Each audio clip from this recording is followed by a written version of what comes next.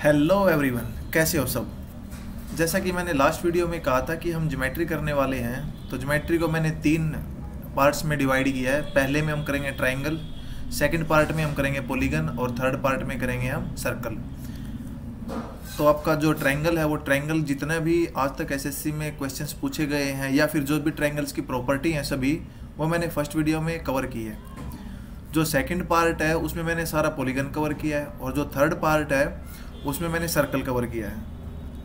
तो जो ये पीडीएफ आप देख रहे हो इसमें 99 पेजेस हैं, जिसमें आपके इम्पोर्टेंट जो फॉर्मूले हैं जिनके बेस पे क्वेश्चन आए हैं या फिर ये है कि भाई आगे एग्जाम्स में आएंगे, क्योंकि एसएससी का पैटर्न देखो फिक्स्ड है, वो थोड़ा 10-20 इधर उधर होता है।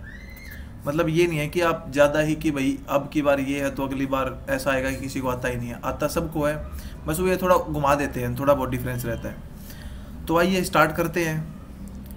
देखो स्टार्टिंग में करते हैं हम एंगल से। अब इसमें क्या है, जो मुझे लगेगा कि हाँ जो सबको पता है वो मैं थोड़ा जल्दी जल्दी करवाऊंगा, क्योंकि 99 पेजेस कवर करने हैं अपने को 3 से 4 वीडियो में। और जो ऐसा लगेगा आपको कि जो मतलब मुझे लगेगा कि हाँ थोड़ा डाउटफुल होगा, वो मैं बताता रहूँगा कि इसमें मैंने क्या क्या लिखा है। तो आप या तो इसको नोट डाउन कर सकते हैं या फिर डिस्क्रिप्शन में इसका लिंक है, या फिर आप वहाँ से डाउनलोड कर सकते हैं। देखो एंगल सबको पता होगा कि भाई एंगल क्या होते हैं। एंगल को किस में मेजर करते हैं हम, डिग्री में, और 1 डिग्री का मान होता है आपका 60 सेकंड के बराबर।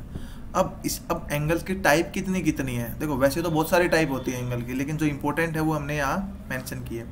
जैसे एक्यूट एंगल, जो एंगल 90 डिग्री से कम होता है वो आपका एक्यूट एंगल होता है। राइट एंगल जो 90 डिग्री के बराबर होता है। ऑब्ट्यूज एंगल जो आपका 90 डिग्री से ज़्यादा होता है। उसके बाद ये 2 इंपॉर्टेंट है आपका कॉम्प्लीमेंट्री और सप्लीमेंट्री। इस पे क्वेश्चंस पूछे जाते हैं, आपको एक एंगल दे देगा और ये पूछेगा कि जो सेकंड एंगल है वो इसका कॉम्प्लीमेंट्री है या फिर सप्लीमेंट्री है, तो आप वो एंगल फाइंड करो। देखो कॉम्प्लीमेंट्री वो एंगल होते हैं जो यानी पूरक, हिंदी में इसको पूरक बोलते हैं। फिर जो जिन 2 एंगल का सम 90 डिग्री होता है, जैसे ये आपका राइट एंगल ट्रायंगल है, इसमें यदि मैं ये बोल दूँ ये एंगल आपका 30 है, तो ये कितना होगा 60 होगा, क्योंकि ये सारा एंगल आपका 90 डिग्री है। तो ये होते हैं कॉम्प्लीमेंट्री। और सप्लीमेंट्री होते हैं आपके वो एंगल जिनका सम 180 डिग्री होता है। आगे है एडजेसेंट एंगल, यानी जो एक दूसरे के बिल्कुल नज़दीक वाले हों। यहाँ θ1 θ2 क्या है, एडजेसेंट एंगल। फिर वर्टिकली अपोजिट एंगल, ये वाली प्रॉपर्टी आपकी इंपॉर्टेंट है, क्योंकि इसका आगे ज्योमेट्री में बहुत ज़्यादा यूज होगा। सर्कल में भी ये प्रॉपर्टी यूज होगी, एंगल्स को हम इक्वेट करेंगे, इक्वल प्रूव करेंगे। देखो जब भी 2 लाइनें आपकी एक दूसरे को काटती हैं, तो यानी 1 और 2 और हम कह सकते हैं 3 और 4, ये एंगल हमेशा बराबर रहेंगे, तो इन्हीं को हम बोलते हैं वर्टिकली अपोजिट एंगल। तो एक एग्जाम्पल की हेल्प से समझते हैं हम एंगल के टाइप। देखो 2 पैरेलल लाइन है, उनको एक तीसरी लाइन यदि काट रही है, तो यहाँ देखो एक लाइन ये है, एक लाइन ये है, इनको एक ये लाइन काट रही है। अब यहाँ से सबसे पहले हम ये देखेंगे कि भाई जब ये लाइन है और ये लाइन पैरेलल है, तो जितना ये झुकी इस साइड होगी उतना ही ये इस साइड झुकी होगी, यानी ये जितना ये इस साइड झुकी होगी उतना ही ये साइड झुकी होगी। तो ये एंगल इसके बराबर होगा, ये एंगल इसके बराबर होगा। आगे देखिए, जब ये एंगल इसके बराबर है, अब मैंने जो अभी थोड़ी देर पहले ऊपर बात की थी वो एंगल थे आपके वर्टिकल अपोजिट, यानी इसके वर्टिकल अपोजिट आपका ये होगा और इसके वर्टिकल अपोजिट ये होगा, इसके वर्टिकल अपोजिट ये होगा, इसके वर्टिकल अपोजिट ये होगा। यानी हम कह सकते हैं कि ये एंगल इसके बराबर है, ये एंगल इसके बराबर है, ये आपका इसके बराबर हो गया, ये आपका इसके बराबर हो गया। अब ये वाला एंगल इसके बराबर है और ये वाला इसके बराबर है, तो ये वाला एंगल यानी यहाँ पे बात करें 4 और 6 भी बराबर हो गए, यानी 3 और 5 भी बराबर हो गए। तो यही इनकी रिप्रेजेंटेशन आगे। भाई वर्टिकली अपोजिट एंगल कौन से हैं, बस नाम दे दिए गए इनको। आपको क्वेश्चन में ये पता करना है कि कौन सा एंगल किसके बराबर होगा, यदि दो पैरेलल लाइंस को कोई एक लाइन काट रही है तो। आगे कोरस्पोंडिंग एंगल दे दिया, फिर अल्टरनेट एंगल दे दिया, और एक और सबसे बड़ी बात, देखो जब भी 2 पैरेलल लाइन उनको एक तीसरी लाइन काट रही है, तो जो ये वाला एंगल है और ये वाला एंगल है, यानी यदि मैं इसको x बोलूँ, इसको y बोलूँ, तो x जमा वाई हमेशा 180 डिग्री होते हैं। यानी दो लाइनों को यदि एक लाइन काट रही है तो जो ये अंदर वाले एंगल हैं ये इनका जोड़ हमेशा 180 होगा। अब जो ये बाहर वाले बच गए, ये मान लो z है, ये k है, तो इनका जोड़ भी यानी z प्लस k भी 180 डिग्री होगा। तो यहाँ से ये सबसे इंपॉर्टेंट, इस पर अक्सर क्वेश्चन पूछे जाते हैं। आगे ट्रायंगल के बारे में बताया गया है। अभी ट्रायंगल कितनी होती हैं, किस टाइप की होती हैं। देखो यदि हम साइड के बेस पे करें तो आइसोसेल्स हो गया, इक्विलेटरल हो गया, या फिर आपकी स्केलन ट्रायंगल हो गया। स्केलन होगी जिसमें कोई भी साइड कोई भी एंगल इक्वल नहीं होंगे। आइसोसेल्स में आपके 2 साइड इक्वल होंगे और 2 एंगल इक्वल होंगे। और इक्विलेटरल में सभी साइड और सभी एंगल इक्वल होंगे। यदि मैं एंगल के बेस पे बात करूं तो acute angle triangle, right angle triangle और ऑब्ट्यूज एंगल ट्रायंगल। वो ट्रायंगल वो एंगल है वो डिफाइन करेगा इनको। यदि सभी एंगल आपके 90 डिग्री से कम है तो वो एक्यूट है। यदि एक एंगल आपका 90 डिग्री है तो वो आपकी राइट एंगल ट्रायंगल है। यदि एक एंगल आपका 90 डिग्री से ज़्यादा है तो वो ऑब्ट्यूज एंगल ट्रायंगल है। अब आगे ट्रायंगल की कुछ प्रॉपर्टीज़ हैं, ये आप सभी को पता होगा कि भाई जो ट्रायंगल की 3 साइडें दे रखी हैं तो कोई भी 2 साइड का सम तीसरी साइड से बड़ा होता है और उनका डिफरेंस हमेशा तीसरी साइड से छोटा होता है। जैसे ए बी सी यहाँ पे 3 साइडें हैं तो 2 साइडों का सम हमेशा तीसरी साइड से बड़ा होगा और इनका जो डिफरेंस है वो तीसरी साइड से छोटा होगा यहाँ पे। अब आगे ये क्वेश्चन पूछे जाते हैं, आपको 3 नंबर दे देंगे और पूछेंगे ट्रायंगल कौन सी है। देखो तो जो 3 नंबर दे दिए हैं उस साइड होंगी ट्रायंगल की, तो आप ऐसे मेजर कर लोगे भाई यदि किसी ट्रायंगल की एक साइड का स्क्वायर जो बच गई 2 उनके स्क्वायर से ज़्यादा है तो ये ऑब्ट्यूज एंगल ट्रायंगल होगी। यदि ये बराबर है तो वो राइट एंगल ट्रायंगल होगी। यदि ये उससे कम है तो वो एक्यूट एंगल ट्रायंगल होगी। यानी एक साइड का स्क्वायर दूसरी साइड के स्क्वायर के सम से के कम होगा। अब आगे ट्रायंगल की प्रॉपर्टी है। सबसे पहले राइट एंगल ट्रायंगल की क्या क्या प्रॉपर्टी होती है। ये मैंने नीचे राइट एंगल ट्रायंगल बना रखी है। ये राइट एंगल ट्रायंगल है, इसमें आपको 3 ट्रायंगल बनती हुई दिखेंगी। एक तो ABC, एक ABD और एक DB और C।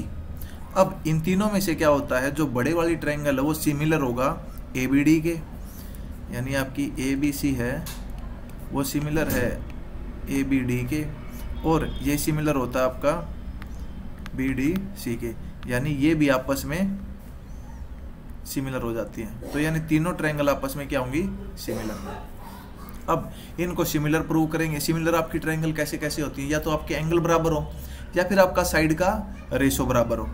तो इन्हीं को हम एंगल हैं तो साइड का रेशो इक्वेट करके वहाँ से कुछ इक्वेशन बनेंगे।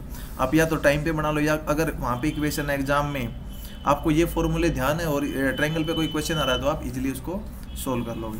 जैसे ये वाली प्रॉपर्टी से आपको पता होगी कि भाई जो आपका कर्ण होता है, हाइपोटेनस होता है, उसका स्क्वायर आपका बेस स्क्वायर प्लस हाइट का स्क्वायर होता है, यानी परपेंडिकुलर का स्क्वायर। ये आपका परपेंडिकुलर है, ये आपका बेस है, ये आपका हाइपोटेनस है।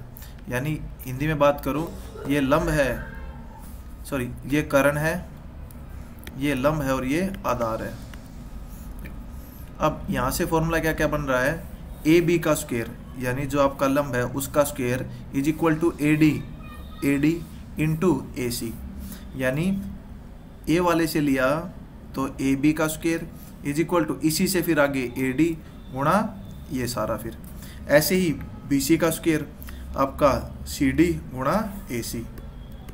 और ये वाला क्वेश्चन आपका मेंस में आया हुआ एक बार, वो क्या होता है अगर यहाँ से यहाँ मैं परपेंडिकुलर डालूँ तो आपका 1 उस परपेंडिकुलर का स्क्वायर इज इक्वल टू 1 आधार का स्क्वायर जमा 1 लंब का स्क्वायर, यानी 1/BD square is equal to 1/AB का स्क्वायर और 1/BC का स्क्वायर। अब आगे ये तीनों ट्रायंगलें सिमिलर होंगी तो उसी के बेस पे आगे ड्राइव किया गया है कुछ रिलेशन। जो आपका AB और BC यानी AB जो परपेंडिकुलर होगा और बेस होगा उसकी रेशो हमेशा क्या होगी आपकी रूट ऑफ AD और बटे रूट ऑफ आपकी CD। ये इंपॉर्टेंट रिलेशन है, इसको हमेशा याद रखना है। आगे आपका जो BD का स्क्वायर है वो होगा AD गुणा CD, यानी BD का स्क्वायर, इसका स्क्वायर की बात करूँ मैं, वो आपका होगा AD, यानी AD ये वाला और CD आपका ये वाला।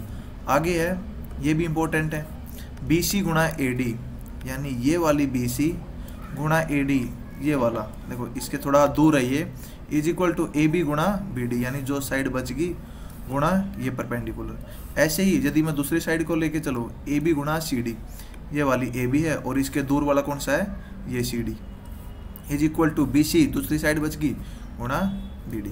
तो ये आपके राइट एंगल ट्रायंगल की प्रॉपर्टीज है, जो क्वेश्चन आएगा वो आपका इन्हीं के बेस पे आएगा। अब आगे है, यदि मैं राइट एंगल ट्रायंगल पे एक क्वेश्चन आता है, भाई लार्जेस्ट स्क्वायर होगा उसकी साइड क्या होगी। अब ये स्क्वायर है, उसको आप दो टाइप से रख सकता है। पहला वो बोलेगा कि उसकी एक साइड आपकी बेस पे है, दूसरी साइड आपके परपेंडिकुलर पे है, यानी केस 1। दूसरी साइड बोलेगा कि उसकी एक साइड आपके हाइपोटेनस या फिर कर्न पे लाई कर रही है, तो केस नंबर 2। तो केस नंबर 1 में जो आपकी साइड होगी वो होगी बेस गुणा हाइट अपॉन बेस गुणा प्लस हाइट, यानी AB गुणा BC upon AB plus BC।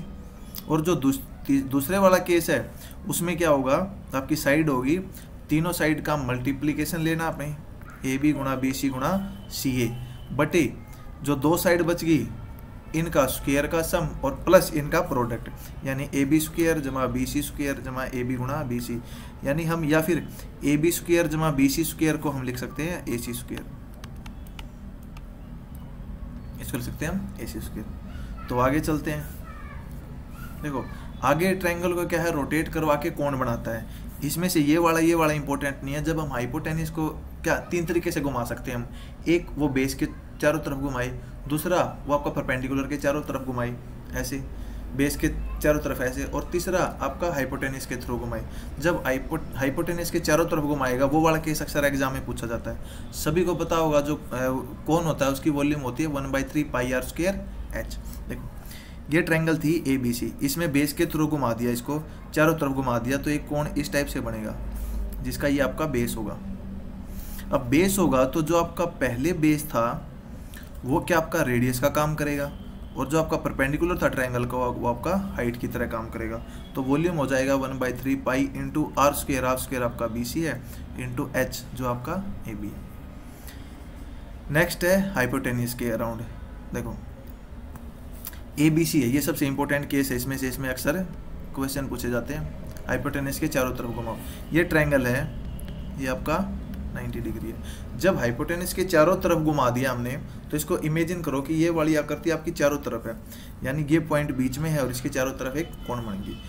तो जब हम BD को मिलाएंगे तो यहाँ से देखेंगे हमारी दो कोण बन गई हैं, यानी एक कोण तो आपकी बन गई ये ABD और दूसरी बन गई BC और D, जिसकी रेडियस ये होगी और हाइट ये होगी, यानी 1/3 पाई r स्क्वायर, ये हाइट h1 मान लो, ये h2, h1 प्लस 1/3 पाई r स्क्वायर h2। अब यहाँ पे हमें r निकालनी है, देखो हमें ये वाली दूरी निकालनी है, ये वाली, तो ये वाला एंगल क्या होगा आपका 90 डिग्री, यानी ये हमारी इस टाइप से ट्रायंगल बन गई, ये वाला ये 90 डिग्री है जो हम अभी तक पढ़ते आए हैं। यदि हम इसके एरिया की बात करें तो ये बेस है, ये हाइट है, तो एरिया होता है 1/2 इंटू बेस इंटू हाइट। अब यदि मैं बेस AB को लेके चलो, देखो तो एरिया इसका क्या होगा 1/2 गुणा AB गुणा BC, या फिर मैं AC को बेस लेके चलूँ तो 1/2 गुणा आधार गुणा लंब, जो यहाँ पे ये BD होगा, ये पॉइंट मान लो D है, BD। देखो अब यहाँ से ये कट गया, यानी AB गुणा BC is equal to AC गुणा BD। तो यहाँ से मुझे चाहिए BD की लेंथ आएगी AB गुणा BC बटे AC, यानी ये आपका रेडियस की तरह काम करेगी। और H1 प्लस यहाँ से कॉमन आ जाएगा, ये H1 प्लस H2, यानी ये वाला आपका जो है AC वो आपका रिप्रेजेंट कर रहा है इसको, जो उसका हाइपोटेनस गिवन था यानी कर्ण गिवन था। तो यहाँ से फॉर्मूला आपका होगा 1/3 पाई r स्क्वायर, ये आपका r स्क्वायर की तरह काम करेगा जो मैंने अभी डिराइव किया था, AB गुणा BC बटे AC, ये वाला r का स्क्वायर इंटू h की तरह आपका काम करेगा AC। नेक्स्ट है, यदि हम बेस के चारों तरफ घुमाए तो ये भी इजी है, देखो ये वाला था, इसको बेस के चारों तरफ घुमा दिया तो यानी ये कोण बन जाएगा। अब ये आपका बेस हो जाएगा, यानी रेडियस का काम आपकी अब हाइट करेगी हाइट रेडियस का काम करेगी, और जो आपका बेस था वो आपका हाइट का काम करेगा। यानी हाइट बेस का काम करेगी या रेडियस का काम करेगी, और जो आपकी बेस था वो आपका हाइट का काम करेगा। तो 1/3 pi R square into H. Next है इक्विलेटरल ट्रायंगल की कुछ प्रॉपर्टी। देखो, इक्विलेटरल ट्रायंगल वो होती है जिसमें सभी साइड बराबर होती है और सभी एंगल बराबर होते हैं। ए बी सी है, तो इसके कुछ इंपॉर्टेंट है। इक्विलेटरल ट्रायंगल पे क्वेश्चन भी बहुत बार आते हैं। जब इक्विलेटरल ट्रायंगल की साइड ए है तो हाइट √3/2 इंटू ए होती है, और एरिया √3/4 इंटू ए स्क्वायर होता है। यदि मैं बात करूँ इन सर्कल रेडियस और सर्कम सर्कल रेडियस की, इन सर्कल रेडियस होती है जो ट्रायंगल के अंदर सर्कल बनेगा उसकी रेडियस, और जो सर्कम सर्कल रेडियस होगी वो ट्रायंगल के बाहर बनेगा जो उसकी रेडियस। जो इन सर्कल रेडियस है उसकी वैल्यू होती है a/2√3, यानी जो साइड ए है साइड बटे 2√3, और जो सर्कम सर्कल बनेगा उसकी रेडियस होगी a/√3। देखो, यानी यहाँ से देखो भाई ये a/2√3 और ये a/√3, यानी ये इसकी आधी है। जब रेडियस आपकी आधी होगी तो एरिया का अनुपात हमेशा 1/4 होगा। तो ये भी क्वेश्चन कई बार आता है। अब ये बड़ा मोस्ट इंपॉर्टेंट है कि भाई आपका एक इनर सर्कल दे रखा है, एक सर्कम सर्कल दे रखा है और इक्विलेटरल ट्रायंगल है। ये ABC आपकी इक्विलेटरल ट्रायंगल है। अब यहाँ पे देखो, यदि मैं इनके एरिया की रेशो की बात करूँ, यदि हमें एक भी गिवन है, भाई हमें ये दे देगा कि जो आपका सर्कम सर्कल होगा उसका एरिया ये है, तो आप जो अंदर वाला सर्कल है या फिर जो ये ट्रायंगल है उसकी साइड बताओ या उसका एरिया बताओ। तो ये आपका डायरेक्ट रिलेशन है कि भाई जो area of in circle ratio area of triangle ratio area of outer circle, ये तो आपको पता है 1:4 होते हैं। अब ये होते हैं π/3√3 और ये होता है 3√3/π, यानी π/3√3/4π। आगे चलो, आगे ये इक्विलेटरल ट्रायंगल की कुछ प्रॉपर्टी है। जैसे इक्विलेटरल ट्रायंगल ABC दे रखी है, इसके मिड में कोई पॉइंट है, उस पॉइंट से यहाँ पे परपेंडिकुलर खींचे गए हैं 3 और एक इस पे, ये सभी 90 डिग्री के हैं। तो जो आपकी हाइट होगी वो हाइट होगी इन तीनों का सम, यानी इस ट्रायंगल की जो हाइट होती है इक्विलेटरल ट्रायंगल की, यदि साइड ए है तो जिसको हम मेजर करते हैं √3² इंटू ए, ये होगी आपकी इन तीनों का सम। तो यानी इसका सम करेंगे तो साइड की वैल्यू ऊपर जाके 2 हो जाएगा, नीचे जाके √3 हो जाएगा। तो ये फॉर्मूला यहाँ से डिराइव हुआ है कि भाई साइड है वो होगी 2/√3 into OE plus OD plus OF। अब आगे कह रहा है, ये भी एक इम्पोर्टेंट फॉर्मूला आपका अक्सर एग्जाम में पूछा गया है या मॉक में आपने बहुत बार देखा होगा। भाई क्या बोल देंगे इसमें, ट्रायंगल के अंदर इक्विलेटरल ट्रायंगल है, उसके अंदर कोई पॉइंट है and all the 3 vertices are connected by point P, then area of triangle. यानी इक्विलेटरल की जगह कोई भी ट्रायंगल हो सकती है। ABC एक ट्रायंगल है, इक्विलेटरल भी हो सकती है यार, कोई भी हो सकती है इनमें से ट्रायंगल।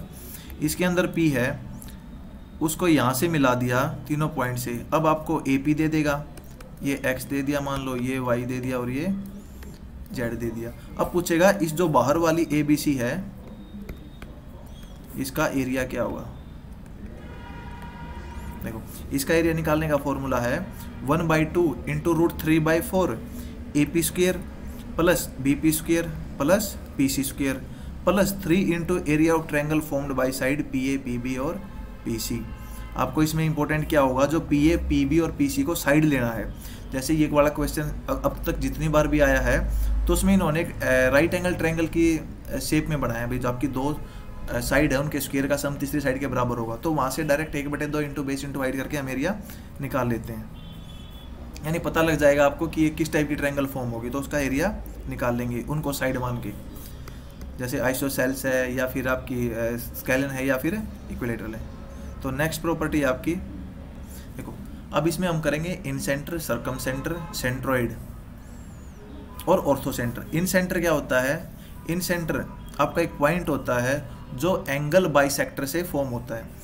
देखो ABC एक ट्रायंगल है, यदि मैं इसके जो ये एंगल है इसको 2 भागों में तोड़ दूं, यानी हम चाप लेके पहले 10वीं क्लास में आपने देखा होगा हम बनाते थे इक्वल एंगल में तोड़ते थे। तो यानी ओ ए, ओ बी और ओ सी। ये क्या है? एंगल बाइसेक्टर है। जो एंगल बाइसेक्टर जिस पॉइंट पे मिलेंगे तीनों, वो होता है आपका इन सेंटर। यानी इसके अंदर यदि मैं सर्कल खींचूंगा तो उस सर्कल का सेंटर होगा ये। तो अब इसका इंपॉर्टेंट रिलेशन है, सबसे ज़्यादा बार क्वेश्चन पर ही में आपने देखा होगा, तो इसी इस फॉर्मूले पे बेस्ड आता है कि भाई जो आपका बी ओ सी है वो होगा 90 प्लस इसके अपोजिट में सामने जो एंगल होगा उसका आधा। यदि मैं बात करूं ए ओ सी की तो वो होगा 90 प्लस ए ओ सी, इसके सामने वाला एंगल है बी, एंगल बी बटे 2। यदि मैं बात करूं आपकी ए ओ बी आपका ये एंगल है, तो ये होगा 90 प्लस इसके सामने वाला एंगल है सी बटे 2। अब ये तो था इंटरनल बाइसेक्टर। यदि मैं एक्सटर्नल बाइसेक्टर की बात करूं कि आपकी ये ट्रायंगल थी, तो इसका एक्सटर्नल बाइसेक्टर किसी पॉइंट पर मिल रहे हैं, इसको बोलते हैं हम एक्स सेंटर। तो वहाँ पे प्लस है तो यहाँ पे आ जाएगा माइनस। अब की बार सीजीएल मेंस में या आई थिंक 2020 पर ही में इस पे क्वेश्चन आया था, एक्स सर्कल है उसका एरिया पूछा गया। तो एक्स सर्कल का एरिया होगा डेल अपॉन एस माइनस ए। डेल होता है आपका इस ट्रायंगल का एरिया, जो ट्रायंगल ए बी सी है,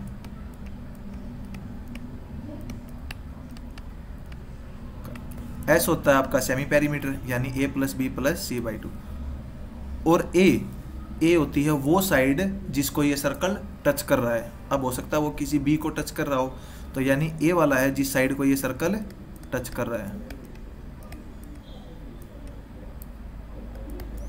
तो डेल अपॉन एस माइनस ए, ये होता है इसका एरिया। अब आपसे बी और डैश सी पूछता ही आता है 90 माइनस एंगल ए बाई 2। आगे आपका ऑर्थो सेंटर। ऑर्थो सेंटर जैसे कि नाम से पता है हमें, ऑर्थो यानी परपेंडिकुलर। तो जो परपेंडिकुलर है वर्टेक्स से, वो अपोजिट साइड पे तीनों जहाँ मिलते हैं, जैसे ये ट्रायंगल है, यदि मैं इससे सामने वाली भुजा पे 90 डिग्री खींचूँ, यहाँ से 90 डिग्री खींचूँ सामने वाली भुजा पे, यहाँ पे 90 डिग्री खींचूँ, तो जिस पॉइंट पे मिलेंगे वो कहलाता है हमारा ऑर्थो सेंटर। अब इसमें क्या रिलेशन होता है, ये आपका इंपॉर्टेंट रिलेशन है। जो एंगल बी ओ सी है वो होता है 180 माइनस एंगल ए, यानी B O C plus angle A, ये आपका 180 डिग्री होता है। ऐसे ही ए ओ सी और एंगल बी, इनका 180 डिग्री सम होगा। ऐसे ही ए ओ बी और आपका एंगल सी, इनका सम 180 डिग्री होता है। यहाँ पे एक और प्रॉपर्टी होती है, देखो ये है, यदि वो इस पॉइंट पे मिल रहे हैं तीनों,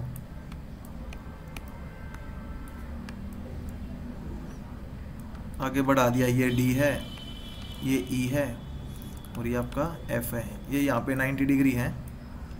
तो जो आपका ए ओ इंटू ओ डी होगा, A O into O D is equal to B O into O E, यानी B O into O E is equal to C O into O F. तो ये इंपॉर्टेंट है। अब एक question exam में पूछता है कि भाई जो ऑर्थो सेंटर बनेगा उसमें इसकी लोकेशन क्या होती है। देखो मैं सबसे पहले राइट एंगल ट्रायंगल ले लेता हूँ, नहीं सबसे पहले मैं इक्विलेटरल ट्रायंगल या फिर एक्यूट एंगल ट्रायंगल है जिसके सभी कोण आपके 60 या 60 से कम होंगे। इसमें देखो यदि मैं इनको मिलाऊंगा तो ये सेंटर के यानी ट्रायंगल के अंदर बनेगा। अब यदि मैं ऑब्टूज एंगल ट्रायंगल की बात करूँ तो ये आपका 90 डिग्री से ज़्यादा है, तो इस पॉइंट से यानी परपेंडिकुलर इस पे कभी भी नहीं मिलेगा। यानी इसको यदि मैं आगे बढ़ा दूंगा इमेजनरी लाइन में, इसको मैं इमेजनरी लाइन कर दूं, आगे बढ़ा दूं, तो यानी ये रियल में कभी भी नहीं मिलेगा, तो इमेजनरी लाइन पे मिलेगा। यानी यहाँ पे इसको देखो आगे बढ़ा दिया, इसको यहाँ पे बढ़ा दिया और इसको ये जो तीसरा था इसको यहाँ पे बढ़ा दिया, तो यानी ये पॉइंट यहाँ पे मिलेंगे। तो ऑब्ट्यूज एंगल ट्रायंगल में आउटसाइड द ट्रायंगल मिलता है। और राइट एंगल ट्रायंगल में देखो ये पॉइंट है, ये इसके 90 डिग्री एक्चुअली होता है, ये यहाँ से 90 डिग्री होता है, तो ये पॉइंट पे दोनों मिल रहे हैं, तो तीसरा भी पॉइंट यही होगा। तो यानी इसमें ये आप ये कह सकते हैं कि जो बेस होता है और आपका जो परपेंडिकुलर है जिस पॉइंट पे मिलते हैं, यानी जो आपका ओरिजिन कह सकते हैं हम यहाँ पे, तो वहाँ पे आपका ऑर्थो सेंटर। तो आज यहीं तक का रखते हैं, बाकी हम मिलेंगे कल। तो यानी इससे जो आगे वाली वीडियो है वो हमारी आएगी कल। तब तक के लिए धन्यवाद।